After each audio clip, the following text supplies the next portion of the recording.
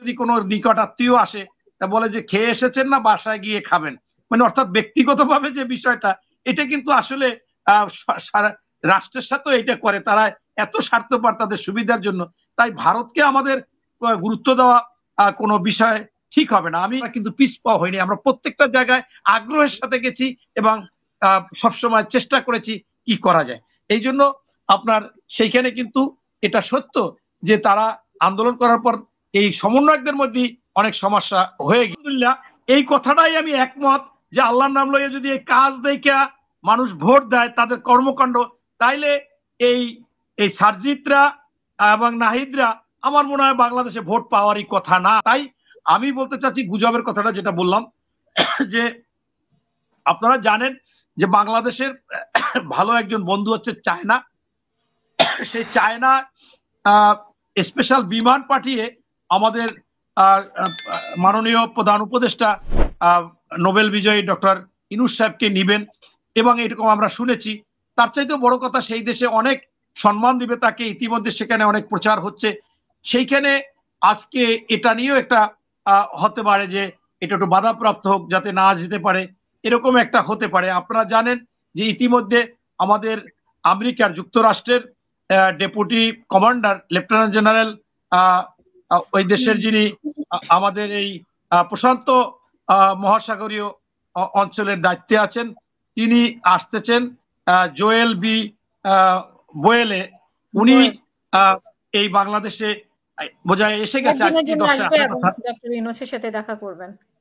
আচ্ছা, দেখা করবে এবং উনি আরো টাচ দিয়েছে, সাংবাদিকরা যেটা লিখেছে যে বার্মার সম্পর্কে, বার্মার বাংলাদেশের কতটুকু আছে, বর্ডার আছে, সেখানে কি, এখানে কেন রোহিঙ্গারা আছে, এই সমস্ত বিষয়গুলো ওনারা দেখবে। এটা আমাদের জন্য ভালো বিষয়। কিন্তু আমরা আবার পাশাপাশি চায়নার সাথে আমাদের সম্পর্ক এখন সত্যিকার অর্থে আরো ভালো দরকার, যেহেতু ভারতের কোনো প্রতিবেশীর সাথে ভারতের সম্পর্ক ভালো না, তারা সেলফিশ এবং তারা স্বার্থ ছাড়া বুঝে না। এবং আমি বিশেষ করে ভারতে দু একবার গিয়েছি, দুপুরবেলা খাইতে বসলেও যদি কোনো নিকট আত্মীয় আসে তা বলে যে খেয়ে এসেছেন না বাসায় গিয়ে খাবেন, মানে অর্থাৎ ব্যক্তিগতভাবে যে বিষয়টা, এটা কিন্তু আসলে রাষ্ট্রের সাথেও এটা করে, তারা এত স্বার্থপর তাদের সুবিধার জন্য। তাই ভারতকে আমাদের গুরুত্ব দেওয়া কোনো বিষয় ঠিক হবে না। আমি এটা বিএনপির ক্ষেত্রেও মনে করি যে প্রতিবেশী পরিবর্তন করা যায় না, কিন্তু প্রতিবেশী খারাপ হলে তার সাথে নতজানু বা আমাদের সুযোগ সুবিধা দিয়া সম্পর্ক রাখা যায় না। এই জন্য আমাদের চায়নার সাথে সম্পর্কটা আরো নিবিড় করা উচিত। এবং আমাদের শহীদ প্রেসিডেন্ট জিয়াউর রহমান এই কথা জানার বোঝার জন্য আগেই যে ভারত কখনো আমাদের বন্ধু হতে পারে না, সেই জন্য কিন্তু সার্ক গঠন করেছিলেন, ছোট ছোট রাষ্ট্রগুলো যাতে আমরা ঐক্যবদ্ধ থাকি, যদি ওরা আমাদের ওদের স্বার্থ নিয়ে কাজ করে তাহলে সেটা আমরা দেখব। এরপর আমাকে এক ভাই, খুব উনি জ্ঞানী ব্যক্তি, বলেছে যে আন্দোলনে তিনটা ছিল, ছাত্র জনতা এবং সেনাবাহিনী। ওনার কথাটা সঠিক না। আন্দোলনে ছিল ছাত্র জনতা, রাজনৈতিক দল, এবং সমর্থন দিয়েছে শেষের দিকে সেনাবাহিনী, যেটা আমাদের জন্য ভালো হয়েছে। এটা হলে মূল কথা।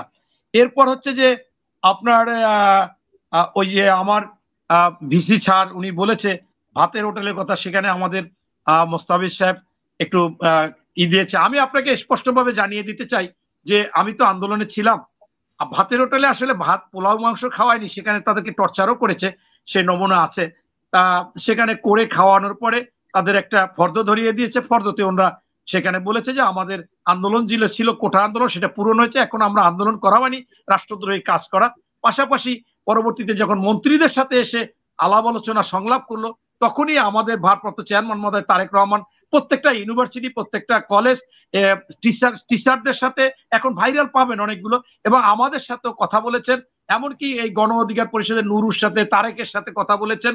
এবং ছাত্র যারা অনেক সমন্বয়ক ছিল, যারা হয়তো বিএনপি মাইন্ডেড বা যারা নীতিবান বা যারা বেসরকারি বিশ্ববিদ্যালয়, তাদের সাথে উনি ইন্ডিভিজুয়াল কথা বলেছে।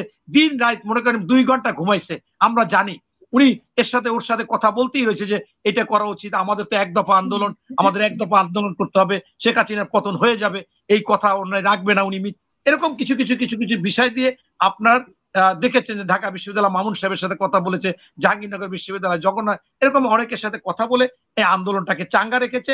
অবশ্যই ছাত্র জনতার কাছে কেন যে এদের কাছে মানুষও গ্রহণযোগ্যতা আছে, আবার প্রশাসনের লোকজনও তাদেরকে ছাড় দিতে পারে। তাই আমাদের বলছে যে তোমরা ভিতরে থাকো, কিন্তু আমাদের 65 লক্ষ লোকের নামে মামলা, আমরা কিন্তু পিছপা হইনি। আমরা প্রত্যেকটা জায়গায় আগ্রহের সাথে গেছি এবং সবসময় চেষ্টা করেছি কি করা যায়। এই জন্য আপনার সেইখানে কিন্তু এটা সত্য যে তারা আন্দোলন করার পর এই সমন্বয়কদের মধ্যে অনেক সমস্যা হয়ে গিয়েছে। আমি একটু শেষ করে দিই। আমাদের শ্রদ্ধাভাজন মোস্তাফিজ ভাই বলেছেন যে ওরা স্বাধীন বাংলাদেশের, ওরা সৈনিক, ওরা অনেক কিছু করেছে। আমি এই কথাটাকে কোনোভাবে মেনে নিতে পারি না। স্বাধীনতা যুদ্ধের যে ভূমিকা, তার মনে করেন 100 ভাগের 1 ভাগের ভূমিকা এই সময় ছিল না। আমরা 14 বছরে তো গুম হয়েছি, খুন হয়েছি, হামলা মামলার শিকার হয়েছি। আপনি এখানে নতুন বাংলাদেশ আপনি বলতে পারেন, স্বাধীনতার সাথে তুলনা করা এটা আমার কাছে কষ্টদায়ক, এটা হতে পারে না। এবং এমনকি ভাষা আন্দোলনের সাথে তুলনা করা যায় না। সেই সময় আপনার সারা, আমি শুনেছি আমার ডক্টর আবু হামিদ লতিফ বুদ্ধিজীবী, তিনি বলেছিলেন যে ভাষা আন্দোলনে যে অল্প শহীদ হলো, সারা বাংলাদেশ নিস্তব্ধ হয়ে গিয়েছিল, পাখির ডাক থেমে গিয়েছিল, একটা কাক ডাকলে আমরা অনেক দূর থেকে শুনেছি, এরকম একটা সিচুয়েশন হয়েছিল তখন। অর্থাৎ সেই সময় এটার গুরুত্ব ছিল অনেক বেশি। তাই আমি মনে করি যে এইটা, আর আমি আপনাকে বলতে চাচ্ছি যে এই যে ছাত্ররা আপনার নাহিদের নামে এবং আপনার আসিফ মাহমুদের নামে, আমি আপাকে ভিডিও দেখেছি, আমার কাছে আছে, এই টকশোতে এসে টিভিতে ডাইরেক্ট সাংবাদিকরা বলেছে আমাদের কাছে প্রমাণ আছে একজন বনশ্রীতে তার বাবাকে দিয়ে, পরিবারকে দিয়ে তদবির বাণিজ্য করতেছে, কোটি কোটি টাকা আয় করতেছে, আর একজন মিরপুরে বসে করতেছে, এটা প্রমাণ আছে। এমনকি ইলিয়াস সে বলছে যে আমার কাছে রেকর্ড আছে যে এই আপনার এই দুইজনের কথা বলেছে, আসিফ মাহমুদ এবং নাহিদের কথা, এবং অন্যদের কথাও বলেছে। আমার কথা হচ্ছে যে এই টকশোতে এসে যখন চ্যালেঞ্জ করে, তাইলে তারা মামলা করুক তার বিরুদ্ধে, দরকার হলে সেই ইলিয়াসের নামে মামলা করুক, যে ডকুমেন্টস দেখতে চাই। ইলিয়াস একাধিকবার বলেছে যে আমার কাছে রেকর্ড আছে, অডিও আছে, ভিডিও আছে, আপনাকে দিতে পারবো। এখন মূল কথা হচ্ছে কি যে এই বাংলাদেশের দুর্নীতি অনেক দল, আলহামদুলিল্লাহ এই কথাটাই আমি একমত যে আল্লাহর নাম লইয়ে যদি এই কাজ দেখা মানুষ ভোট দেয়, তাদের কর্মকাণ্ড, তাইলে এই এই সারজিৎরা এবং নাহিদরা আমার মনে হয় বাংলাদেশে ভোট পাওয়ারই কথা না। ইতিমধ্যে শুরুতেই যা শুরু করে দিয়েছে, আপনাকে আমি অবাক হয়ে গেছি যে এত বড় লম্বা গাড়ির বহর আমি জীবনে দেখি নাই। এবং আপনাকে আমি আরেকটা কথা বলতে চাই, আমি তো ঘন ঘন প্রতি সপ্তাহে 3 দিন যাই, 4 দিন যাই এলাকায় থাকি, 2 দিন আবার কাজ করার জন্য ঢাকায় আসি। আপনার আমার বাগেরহাট 4 মোরলগঞ্জ শরণখোলায় আমি বহু চেষ্টা করেছি যে এই দলের কি কোনো প্রার্থী আছে কিনা, বা কেউ নির্বাচন করবে কিনা, বা কে আছে, পাইনি। এমনকি বাগেরহাট 4টে আসনও পাইনি। এখন তারা হয়তো বা বলবে যে আমাদের অমুকের সিলেকশন করা আছে। যেমন আমি পরে শুনতে শুনি যে আমাদের বাগেরহাট 4-এ একজনকে দিবে, সেই ছেলেটা ঢাকাতেই থাকে, আমাদের একজন বিএনপি নেতার ছেলে। এখন সে ছেলেকে মোরলগঞ্জে বা শরণখোলায় তার বাবার যে বাড়ি, সে বাড়ির লোকেরা ওকে চিনে কিনা সন্দেহ। অতএব আপনি এইটা নিয়ে আমরা কোনো চিন্তা ভাবনা নাই। আপনাকে কে কোন একজনের রেফারেন্স দিয়েছেন, তারা বলছে যে সাহস থাকলে ইউনিয়ন পরিষদ নির্বাচনে আসুক। আমি বলি যে বাবা, ছোটটা কেন, বড়টা আসো, আপনার সংসদ নির্বাচন করো, তোমাদের জনপ্রিয়তা হবে, এবং আমরা কখনো সেখানে নির্বাচন হবে ফেয়ার এবং ভালো নির্বাচন হবে, অসুবিধা নাই, আমরা ওয়েলকাম জানাই। কিন্তু তোমরা এখন এই ইউনিয়ন পরিষদ নির্বাচন দিয়ে কি করতে চাচ্ছ যে 4578টি ইউনিয়ন পরিষদে আগে রাঘব বোয়াল এই আওয়ামী লীগের লোকজন ছিল, তারা এখনো শক্তি নিয়ে বসে আছে। তোমরা সেইভাবে কোনো কিছুই করনি তাদেরকে। সেখানে তারা যখনই নির্বাচন দেওয়া হবে এরা পুনর্বাসন হবে, নতুবা তাদেরকে ঠেকাইতে গেলে রক্তক্ষয়ী সংঘর্ষ হবে, নতুবা সকলে মিলামিশা নির্বাচন করলে ওরা আপনার বিভিন্ন লোকের মধ্যে ঢুকে তাদের ভয় ভেঙে যাবে, তাদের লজ্জা ভেঙে যাবে, তারা এই মূলত পুনর্বাসন হবে। তাই এই পুনর্বাসনের কাজটা গোপনীয় ভাবে আপনারা করতে চাচ্ছেন, এটা সঠিক না। জাতীয় নির্বাচনী, এবং সবশেষ কথা হচ্ছে যে এই অন্তর্বর্তীকালীন সরকার কি, অন্তর্বর্তীকালীন সরকারের কাজটাই হচ্ছে জাতীয় নির্বাচন দিয়ে দেওয়া। আগের একটা সরকার ভালো মন্দ যা থাক সমস্যা ছিল, এখন আবার একটা ভালো সরকার করে দিবে, এইটাই ওনাদের দায়িত্ব।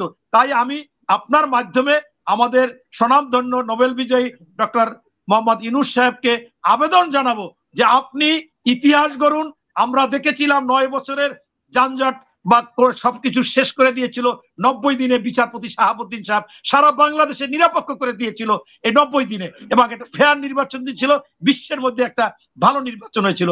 আর আপনি সেইখানে 90 দিনের জায়গায় 180 দিন নেন, 180 দিনের জায়গায় আরো নেন, কিন্তু কেন এই আপনি একটা এখনো নিরপেক্ষ করতে পারেন না? সারা বাংলাদেশ এখনো বিভিন্ন ধরনের গুজব ছড়াচ্ছে, বিভিন্ন ধরনের কথা হচ্ছে।